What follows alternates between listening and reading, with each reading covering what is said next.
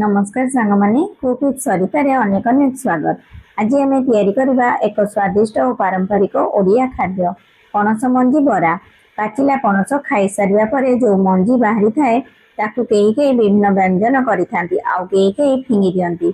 आज सेही मंजी रु ए स्वादिया बरा करबा। तेबे चलंतु रेसिपी स्टार्ट करबा।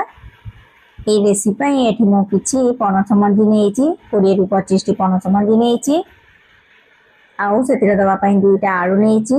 पणस मंजी को 2-3टा खरा देला परे से मंजीर चोपा सब एमती फाटी जाए ताकू आपण आराम रे इजिली एमती चोपा हाथ रु छड़े पारे। जदि एपरी सुविधा न होउची ताहले पणस मंजी को मझिर 2 फाल करिकी आपण सहजरे चोपा छड़े पारे। पणस मंजीर चोपा सब एमती काटला परे छड़े नेबी आउ आलू को 2 फाल करि नेबी। तापरे चोपा सब छड़े सारा पर आलू आ मंजी को सब भल भाव में परिष्कार करके धोई नहीं। देखु एबे गोटे कुकर धिहरे देकी आकु सिझे नबा। कुकर रे दे नबा आ सिझिबा पई एठी गोटे कप पानी दबा आउ अल्प टिके लूण दे नबा।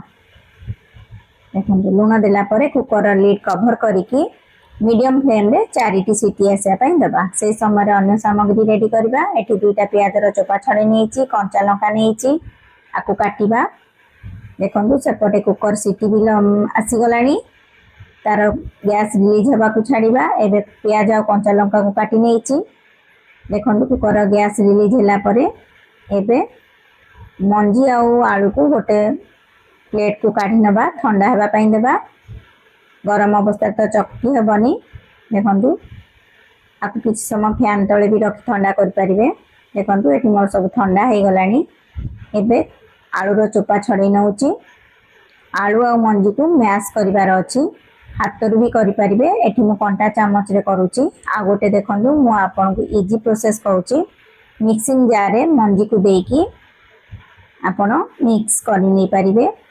बेसी प्लेन ग्राइंडिंग करें टिके एमती मोटा मोटा करेंगे। आउ एटी बाइंडिंग टा भल होगापाई एटी मु कॉर्नफ्लोर दउची छोट 2 चामच। आपण कॉर्नफ्लोर जगह चाहिए बेसन किंबा चाउल गुंड भी दे पारिबे। आउ एथिरे गोटे चामच जीरा गुंड देइची। कंचा लंका आ प्याज जो रखली काटिकी दे नेइची। परिमाण मुताबिक लूण दे नेइची।